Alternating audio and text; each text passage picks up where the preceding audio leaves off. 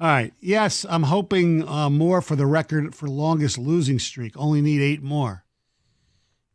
I want the Pistons to win a total of 5 or less. That is well within reach. Well, I want them to lose every single game for the simple fact the owner sucks, and that's what he deserves.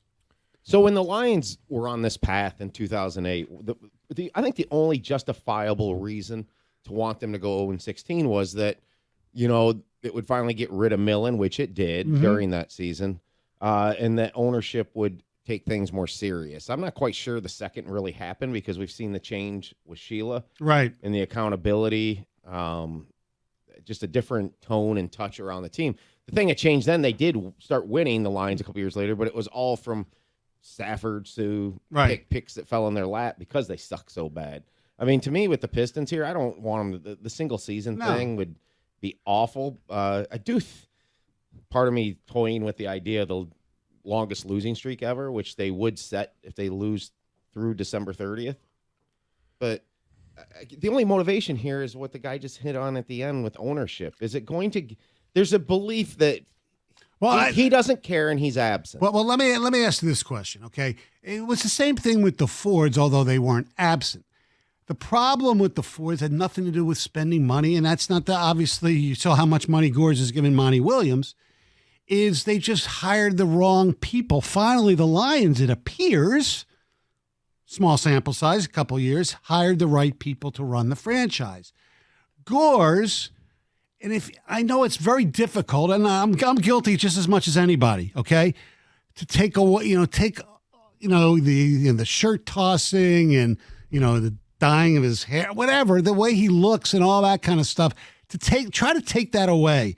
What do you want your owner to do? Do you want your owner to be more involved? Do you want him to be meddling? Because for the most part, he has just done what other bad franchises do, hire the wrong people to run his franchise. He hired Stan Van Gundy to be the president, whether he should have just been the coach. And if he was a bad coach, then you got rid of him. Stan Van Gundy got awful drafts. That's on Tom Gores. Now, did Gores force the Blake Griffin trade? I don't know. If he did that, then you want an owner involved? No, because he makes bad decisions. Yeah, but what he's done is what was necessary. Is they needed to go through a complete and total rebuild. The problem is there's no progress in the win column. And I think the one thing that's happening here is there just becomes a point in time, and I did this last year, last October, before the Lions won the Green Bay game. I was really starting to hold Dan Campbell accountable. I was saying that he is on track to have the 5-27 start that Marty Mornhinweg was. And there just becomes a point with horrific futility, and you hit a benchmark like a record losing streak or something like that, where you sometimes just have to do something to do something. And the only move he can make here is Troy Weaver. Yes, you're right. So here's the question. Or tell him, because if it takes the record, if it takes losing through the calendar year and having the longest all-time single-season NBA losing streak, to fire Troy Weaver, do people want that? Then it's the people that want that, then it's worth the record. Is it going to take them getting made fun of? The Lions, when they went through that whole thing, paper bags started becoming on national TV. Yeah. Orlovsky ran through the end zone. I mean, what if Cade shoots at the wrong basket? I mean, those are the things that it took. Right. I understand that. The thing is, obviously, Troy Weaver would be the fall guy, and rightfully so, because that's the roster, that he put together. Then there's doings inside the organization that you have to sit there and say, well, is all these decisions being made by Troy, or is Arntellum superseding Troy? And I don't know the answer to that. So, yes, they have to make a change somewhere in the hierarchy of this organization. What are their season ticket sales like? I have no idea. They're pretty good. They've gotten better. What did people always say about the Lions back in the day? Don't show Stop up. going to the game. Well, you keep giving him the money, and he's not going to do anything. There was some promise for going into this year. Not that they would make the playoffs from me, that, but people thought they had a good, young, fun team, and they looked like they were for the first few games, and then it all fell apart already. And Weaver is the only right. You can't fire Monty Williams. He's been there 5 months. And if you want to say second real move is Arn Tellem, then right, yeah. I mean, well, yeah, and it's not Monty Williams because you just, you backed the brake struck up for him. Right. Well, you did also extend Troy Weaver recently as well, but that shows that money's no object. If you're going to let Troy Weaver go, that's obviously money's not the problem. And I don't think it is the problem. Look at how much money he spent on Monty Williams. He's never been accused, Gores, of being cheap. The problem, what Gores is being accused of is not knowing anything about basketball. Okay, and sometimes that's not a bad thing. I agree with that, but it's the options to actually do anything. Weaver's the only one.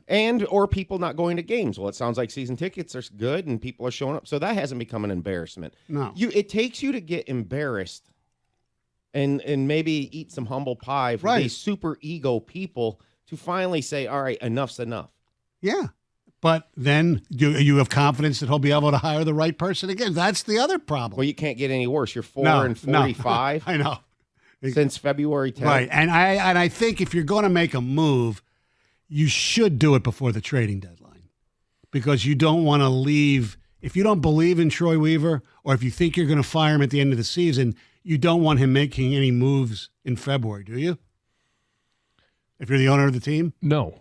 Right. Absolutely you don't. Right. And that was part of the problem with the Tigers when they kept Avila for a little bit. Right. You don't want Weaver signing Javi in the offseason? No. He'd probably shoot better than some of these guys. All right. I saw the video of Javi for a home run contest or something like that. 248-539-9797. All right, we have some ticket texts. Troy Weaver assembled this awful team. He deserves the stain of 8 or fewer wins. Troy Weaver and Millen, two of the worst general managers in sports history. That's from David in St. Clair Shores. Yes, to start movement, sell the team, Tom. That's from Mark from Pinckney. I don't think he's going to sell the team. However, I will say this. When he bought the team, I thought he was just in it for, a few years, flip it and make money, which he could have done because he bought the team on the cheap at, $300 and some million from Davidson's widow, and it's worth about $1 billion now. About the Pistons, being an athlete and a coach for decades, I don't want to ever lose. I don't want any records surrounding my teams or my name that talk about futility. Win every game. That's our goal. Any real athlete never wants to lose. That's Dave from Pinckney. Troy Weaver is the new Matt Millen. Troy's tenure has been a disaster. The whole front office needs to be fired. I have to believe Weaver knew they weren't going to be good this year, so he wanted Kevin Ollie, and Gores wanted a big splash hire. Now we have the second highest paid coach with an unfinished roster. That's another thing. There are a lot of things, the signs that say that Troy didn't have, I'm not giving him a pass, final say on a lot of stuff.